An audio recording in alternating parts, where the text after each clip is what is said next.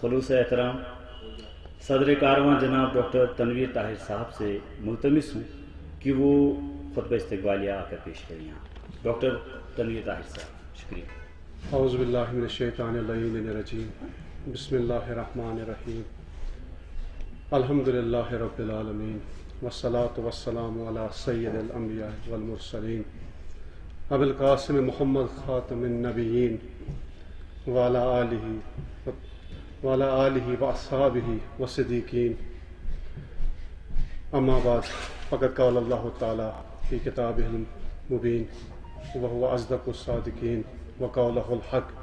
بسم اللہ الرحمن الرحیم. وما ارسلناک الا رحمۃ للعالمین. کرسی صدارت پر جلوہ افروز جناب جاوید آذر صاحب، مہمان خصوصی سید حنیف بلخی صاحب، وادی کے مشہور اداکار، ادیب، شاعر جناب بشیر دادا صاحب، اور سابق ڈی سی ڈپٹی کمشنر جناب اعجاز احمد کوکرو صاحب. صف سامعین میں تشریف فرما ہے جناب اشرف بابا صاحب، ڈاکٹر ستیش ومل صاحب، ڈاکٹر جناب علی شیدا صاحب. اور میرے لیے ممکن نہیں ہے، آپ مجھے میں معذرت کھاؤں کہ سارے نام حق ہیں کہ لیے جائیں، لیکن شاید وقت نہیں ہے اتنا کہ میں لے پاؤں. تو سب کی خدمت میں السلام علیکم ورحمۃ اللہ وبرکاتہ. معزز خواتین و حضرات، کاروان شعراء اردو کی جانب سے میں آپ سب کا تہہ دل سے خیر مقدم کرتا ہوں. چونکہ دامن وقت میں یہ گنجائش نہیں ہے کہ میں تفصیلاً اپنا خطبہ استقبالیہ پیش کر سکوں، اس لیے میں بالکل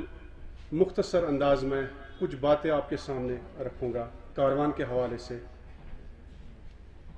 ہماری دلی تمنا تھی کہ یہ نعتیہ مشاعرہ جو ہو رہا ہے، بہت دنوں سے ہم اس کی تیاری کر رہے تھے، تو ایک عظیم اجتماع کی صورت میں یہ ہو پاتا. لیکن جیسا آپ سب کو بخوبی علم ہے کہ کووڈ-19 کی وجہ سے جو حالات پیدا ہوئے، اس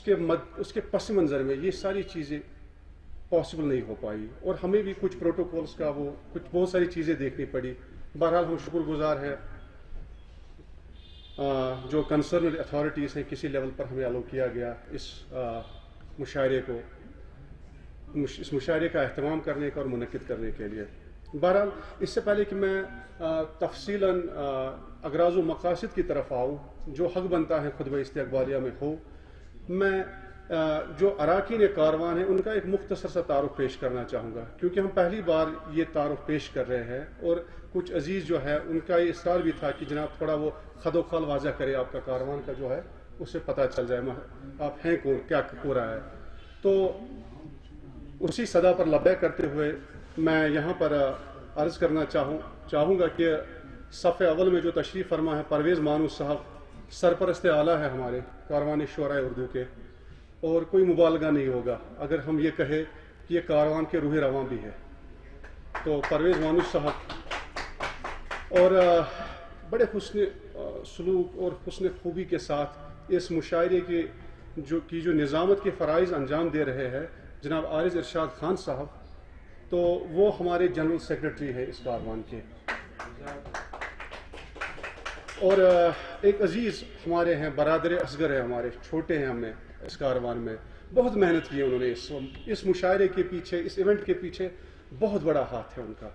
لیکن اللہ کو کچھ اور ہی کرنا منظور تھا، ان کی طبیعت تھوڑا ناسازگار ہو گئی اور وہ اس مشاعرے میں شامل نہیں ہو پائے. بہرحال بارگاہ خداوندی میں ہم بصد خلوص اور بصد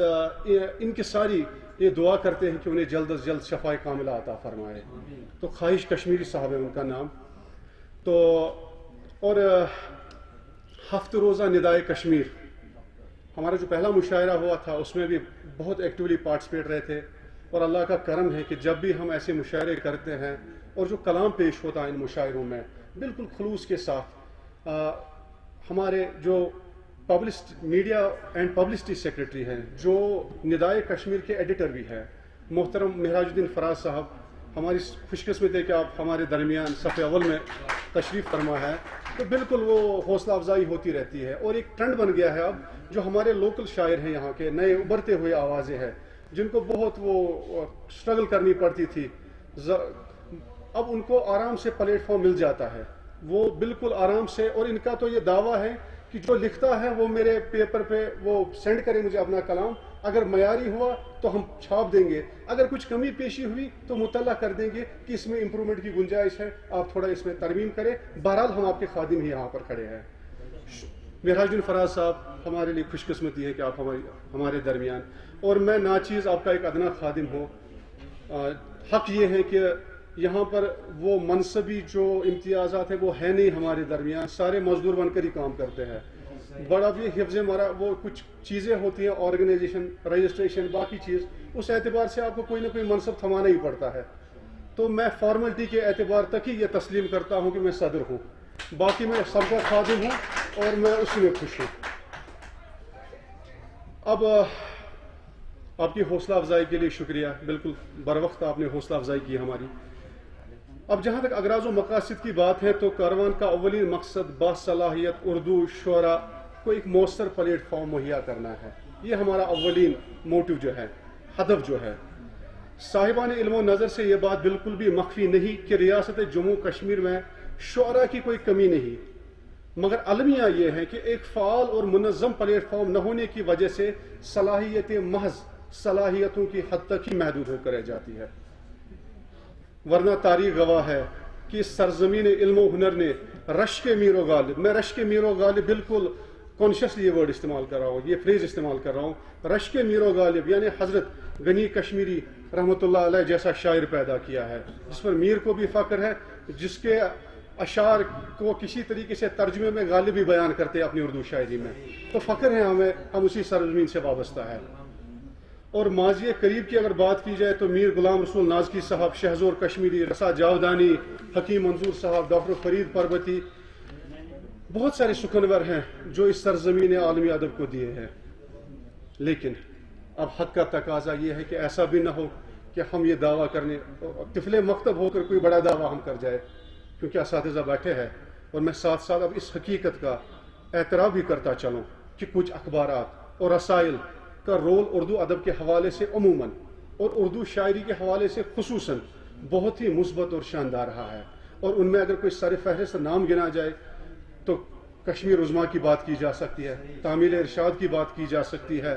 اور اپنا جو دوسرے اخبارات ہیں، میرے لیے ممکن نہیں یہ سب کا نام لے پاؤں، میں معذرت خواہ ہوں، اور جہاں تک رسائل کی بات ہے تو شیرازہ جیسا معتبر جریدہ ہمارے سامنے ہے جو اکثر چھاپتا ہی رہتا ہے نئے ٹیلنٹ کو، اور نگینہ چھپ رہا ہے، بڑی خوشائند بات ہے، یہ سب قابل ذکر نام ہے، اور بڑے ان کے ساری لہجے میں یہ بالکل قبول کرنا چاہوں گا، اور اس بات کا، اس حقیقت کا میں اعتراف بھی کرنا چاہوں گا کاروان کی طرف سے بھی، اور ایک عمومی حقیقت کا درجہ حاصل کر چکی ہے یہ بات، اس میں کوئی اختلاف ہے نہیں اب، اور ہماری خوش قسمتی ہے اور خوش بختی ہے کہ آج ہمارے درمیان جناب جاوید آذر صاحب بنفس نفیس موجود ہے، جو فرد واحد کے بیس میں ایک ادارے کی حیثیت رکھتے ہیں، اور جن کی خدمات اس ضمن میں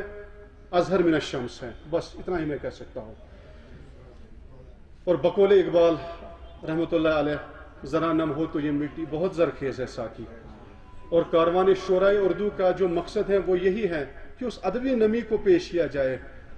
اس کو سامنے رکھا جائے، اس کا اہتمام کیا جائے، تاکہ جو یہ تخلیقی زرخیزی اس وادی میں ہے وہ اپنے پورے شباب اور عروج پر پہنچ جائے، یہ ہمارا ہدف ہے کاروان کا۔ اور کاروان شعراء اردو ایک ادبی انجمن ہے جس کا مقصد بلا تفریق رنگ و نسل، ذات و مذہب سب کو پلیٹ فارم مہیا کرنا ہے، تاکہ ریاست جموں و کشمیر میں موجود نو آموز باصلاحیت شعراء کی نہ صرف ریاستی سطح پر حوصلہ افزائی ہو بلکہ بین الاقوامی سطح پر بھی وہ ان پروگرامز میں شمولیت کر پائے، اور ہم کو تیار کرنا چاہتے ہیں، ہم خود طالب علم ہیں، پر بہرحال ہم یہ کوشش کرنا چاہتے ہیں کہ وہ ریپرزنٹ کرے انٹرنیشنل سٹیج پر بھی اس وادی گلپوش کو۔ ہاں، مگر یہاں پر یہ کہنا بالکل ضروری ہے اور لازمی ہے کہ اس کا ہرگز مطلب یہ نہیں کہ کاروان شعراء اردو فقط نوجوان اور نو آموز شعراء کے لیے ہی وجود میں آیا ہے، ایسا ہرگز نہیں ہے، بلکہ ہمارے برگزیدہ اور بزرگ اردو شعراء بھی ہمارے لیے قابل احترام اور باعث فخر ہے۔ اور ہماری کوشش رہے گی کہ ان کے زیر سایہ ہی ہم اس ادبی سفر پر گامزن رہیں. اور بس آخری کچھ چند کلمات اور میں آپ سے اجازت چاہوں گا. کاروان شعرائے اردو ایک ادبی انجمن ہے اور کچھ ادب شناس دوستوں کی مسلسل کاوشوں کا نتیجہ ہے. مجھے یاد ہے کہ جو مشاعرہ ہم نے 20 مارچ 2021 یعنی اسی سال کیا تھا، اس میں وہ مشاعرہ جو تھا وہ اراکین کی ذاتی کاوشوں کی مطلب ذاتی کاوشوں کا ثمر تھا. اور جب ہم کا لفظ میں استعمال کر رہا ہوں تو اور اس ہم میں ہمارے معتبر دوست جناب ایڈیٹر ندائے کشمیر مہراج الفراز صاحب بھی شامل ہے، جنہوں نے بہت کلیدی رول ادا کیا تھا اس مشاعرے کو مالی اعتبار سے سپورٹ کرنے میں. اور شاید یہ مشاعرہ جو ہے اس مشاعرے کے بعد یہ ہوا کہ بہت سارے ادب دوست شخصیتوں نے، اداروں نے ہمیں بہت حوصلہ افزا پیغامات سے نوازا. اور آج کا یہ جو مشاعرہ ہو رہا ہے تو یہ اسی سلسلے کی ایک کڑی ہے. اور ہمیں فخر حاصل ہے کہ ایچ کے انڈسٹریز کے جو سرپرست ہے، اب یہاں تو اشرف بابا صاحب ریپرزنٹ کر رہے ہیں اس کو، لیکن ہماری دلی تمنا یہ بھی تھی کہ حاجی غلام محمد سلطان میر صاحب، اب مجھے نہیں پتا مان صاحب آ چکے ہیں کہ نہیں آئے ہیں، تو بالکل ہماری دلی تمنا تھی کہ وہ آتے. اور ہاں بہت شاید اس محفل کا، اس مشاعرے کا حق ادا نہ ہو اگر ہم یہ نہ کہیں کہ یہ جو محفل مشاعرہ ہے، یہ محفل نعت ہے، یہ ایصال ثواب کے لیے رکھی گئی ہے. اور ایصال ثواب کن کے لیے؟ ایچ کے انڈسٹریز کے جو بانی ہے محترم مرحوم، اللہ ان کو اپنے جوار رحمت میں جگہ عنایت فرمائے اور جنت الفردوس عطا کرے، حاجی غلام حسن میر صاحب، ان کی ایصال ثواب کے لیے اس مشاعرے کا انعقاد کیا گیا ہے.